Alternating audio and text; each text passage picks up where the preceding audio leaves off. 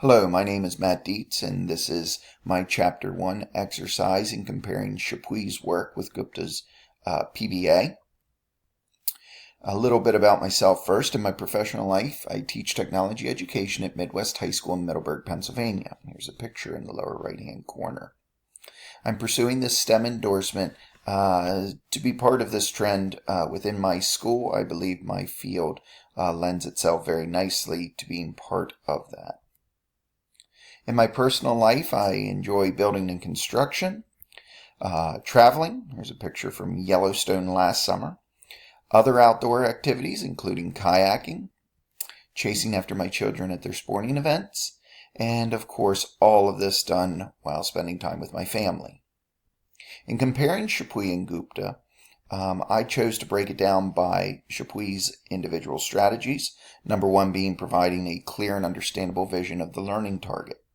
In Gupta's performance-based assessment, or PBA example, she addresses this by stating that a challenge is to communicate learning objectives clearly so that students come prepared for these assessments without giving out too much information.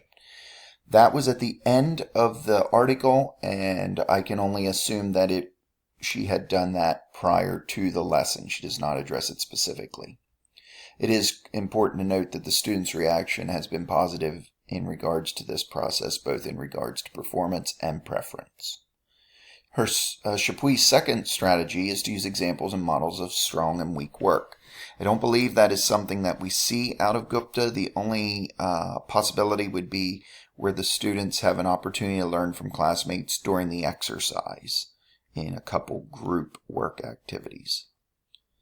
Chappuis's strategy number 3, offer regular descriptive feedback during the learning. And I think that's important to note because Gupta does offer feedback on safety during step 4, and she addresses any common misconceptions during the oral presentation part of the activity, which is at the very end.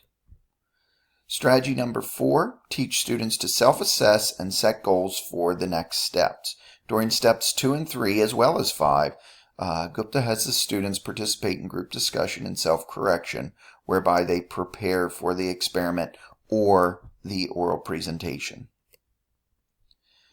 Strategy number 5, use evidence of student learning needs to determine the next steps in teaching. Gupta addresses any common misconceptions during the oral presentation of the activity, which again is at the end, and students have the opportunity to self-correct, specifically during parts 3 and parts 5.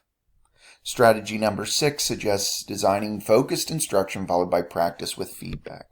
Gupta uses a projected timer to keep discussions focused during group work, and the entire exercise takes approximately 30 minutes. To get this completed in 30 minutes, it must be a very, very focused classroom setting. During step 6, Gupta addresses any misunderstandings, which again would provide some feedback to the students. Strategy number 7 suggests providing opportunities for students to track, reflect on, and share their learning progress. During part 2, they discuss their initial thoughts as a group, which provides an opportunity to reflect and assess. Part 6 allows them to share their learning through the presentation.